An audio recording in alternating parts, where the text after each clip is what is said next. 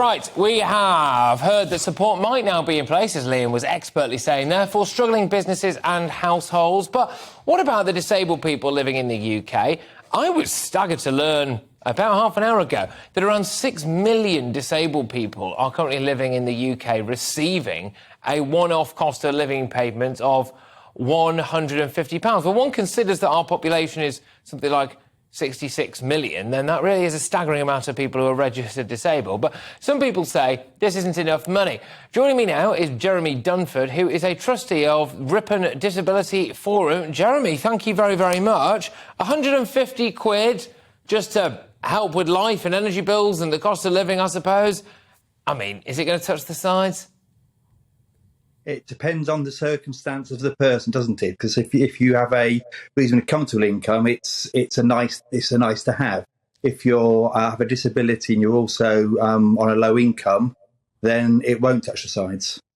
Well, should it be more means tested then? I'm just reading some of the facts and figures around this. I've got to be honest with you, I had no idea that, well, it's not quite a tenth of the British population, is it? But maybe around an eighth of the British population is or a 12th, I should say. Gosh, my maths is terrible. But is registered disabled, right? I mean, this is an incredible amount of people. And then if you think, or registered or to receive some disability benefit as well, I suppose when you really think about it, is this country already paying above and beyond for disabled members of society or not?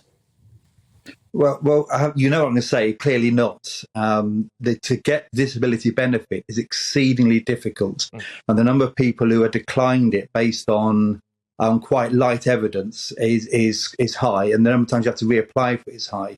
So the fact that you have got 6 million people on disability benefit will have a hidden figure of another layer of people who are in real need and not getting it.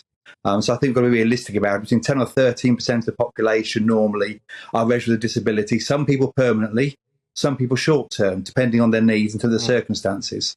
And then people like me who disability came on later in life, it wasn't an issue for me 10 years ago, but it is now.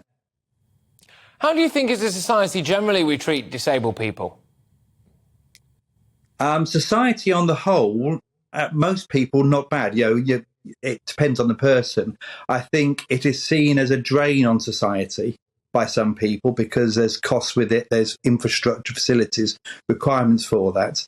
But surely we judge a society by how we treat our most vulnerable. And if we can't treat our most vulnerable properly, then we can't really judge our society very well, can we?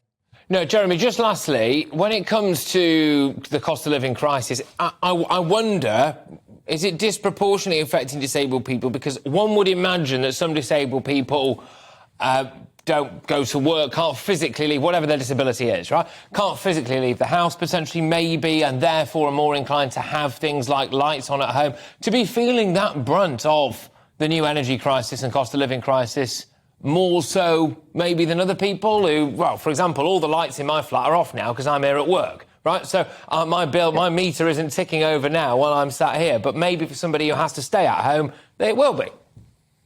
It's a whole number of factors where the costs increase. Yes, you get for some people with disabilities, you're in the house more, but you have things like you have to charge. If you've got an electric wheelchair, you have to charge that up daily to keep it up to heat.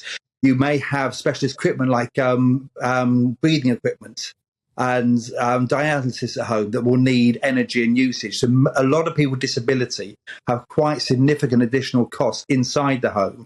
And when you go outside the house, if your mobility is restricted, you get so cold so quickly. When you get it back in the house, it can take you 3 or 4 hours just to warm up to what is a normal level.